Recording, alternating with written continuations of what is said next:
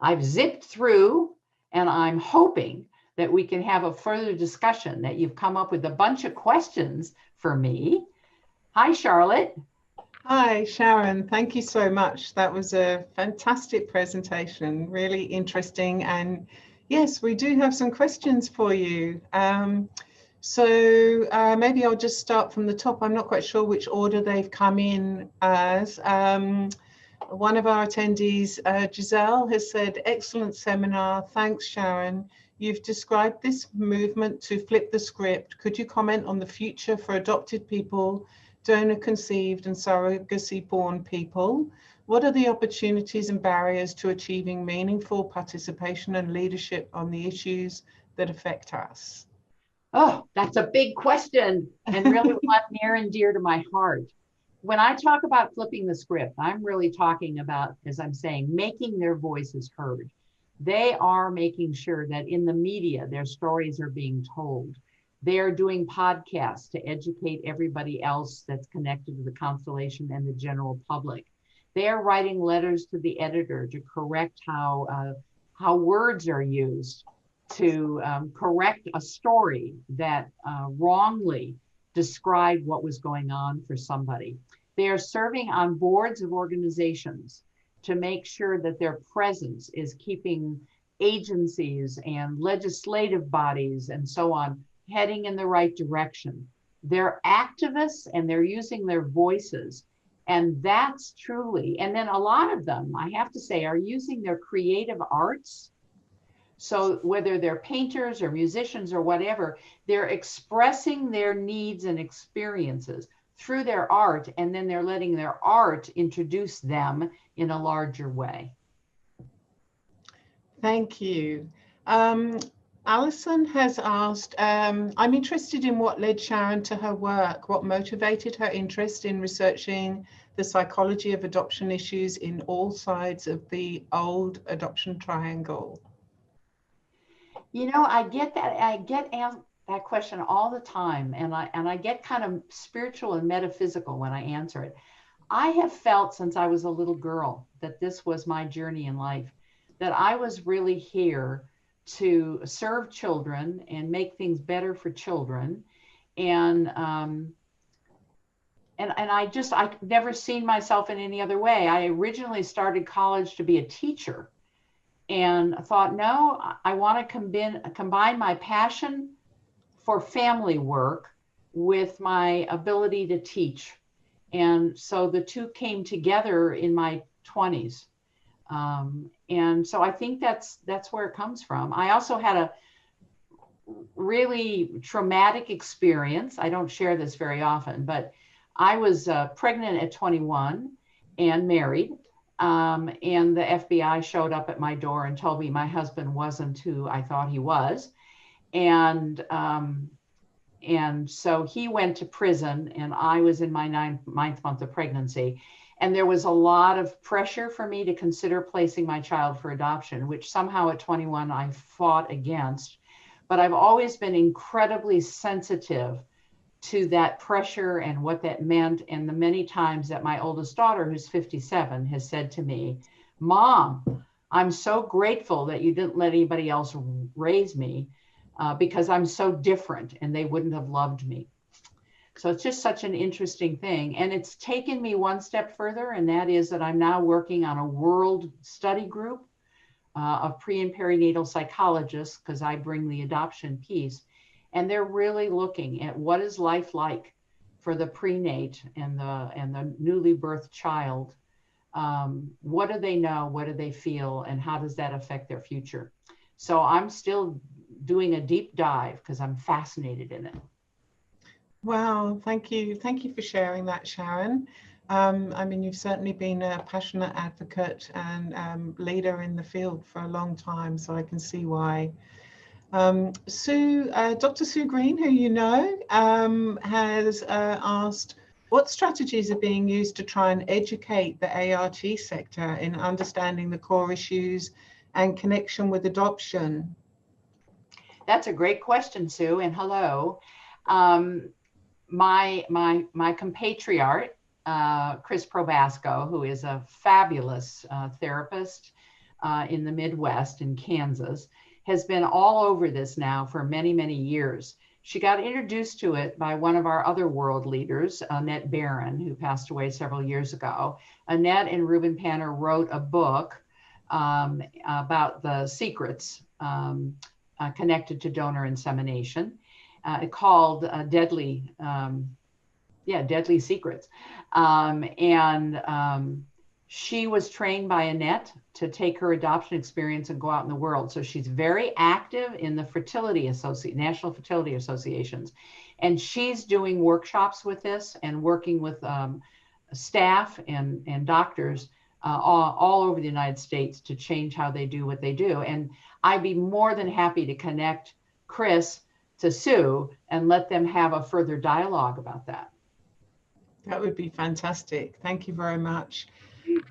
Lynn has asked if you know how much research is being done on intergenerational trauma linked with adoption, and what's the best way to explain this to other people? Oh, that's a big question. The intergenerational trauma has mostly come from, the research so far, has mostly come from what's happened to our Native American populations and to our African American populations, where children were separated also in a rather horrible way, sold off, from their families.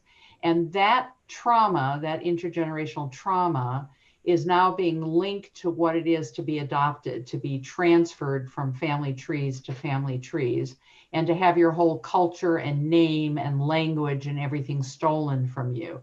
So that's one of the reasons that we asked Dr. Catherine Ates, who's very high up in the Cherokee Nation, to write an appendix about what this has meant for the Native American community, because she's really trying to bridge those two things together. What was the other half of the question? Do you mind? I'm sorry. Oh, no, that's okay. I just have to,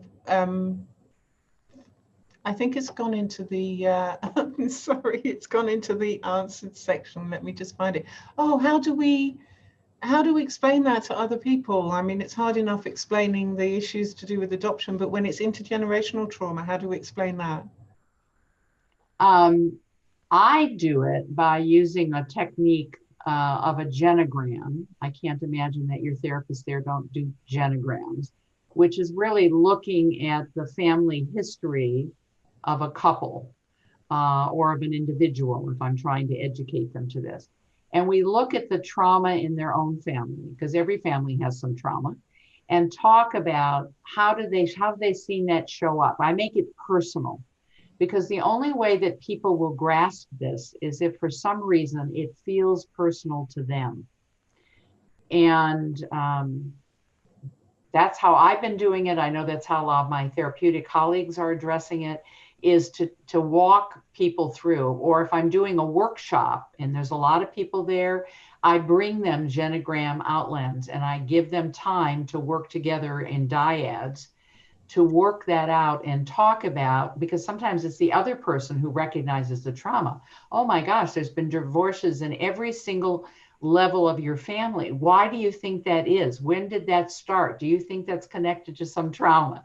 So sometimes doing it in a dyad in a group helps each other to identify it. And then if you see how that shows up in you, what are the things that you have to do to kind of address that trauma? And then we can move into why that might be happening for their children, or why that might be happening in the larger adoption community for birth first parents. Thank you.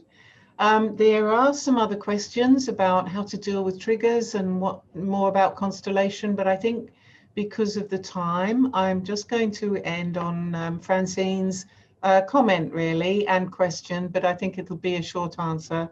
So Francine says, thank you, Sharon, for so beautifully articulating the experience of adoption and the practical steps of working through the losses. I presume the tasks you spoke of are part of your book? They are. What we've done today is an appetizer. We've kind of skipped pebbles across a pond, but the book is quite dense. And at the end of every chapter is a whole section for professionals. What do I do as a professional? and a whole section on tools, and a whole section on, if you're a parent to children, how do you, obviously you'd be a parent to children. If you're a parent, what could you do to help your child with those issues? So it's how do you help yourself, and then how do you help your child, and then as a professional, how do I help my clients? Thank you, Sharon. I think that's probably all we've got time for. I'm sorry to those people whose questions I haven't managed to read out. Sharon, we're so grateful to you for making the time in your evening to come and join us and share that very illuminating and thought-provoking presentation.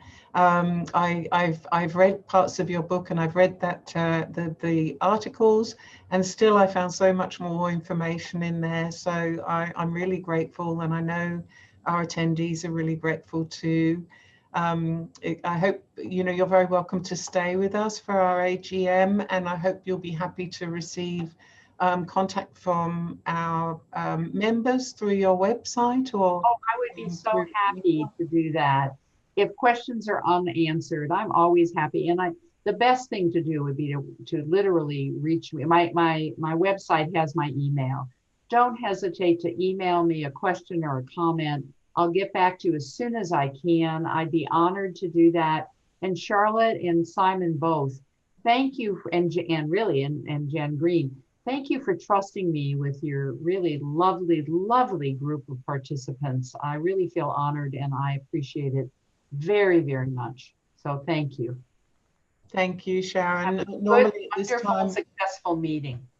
Oh yes, very. Thank you. We would normally be giving you a gift now, but unfortunately we can't do that. So we'll be sending you something lovely to help you, remind you of Australia. Thank you very, very much. I'm doing this. It's a hug. Okay. Bye now. Bye-bye.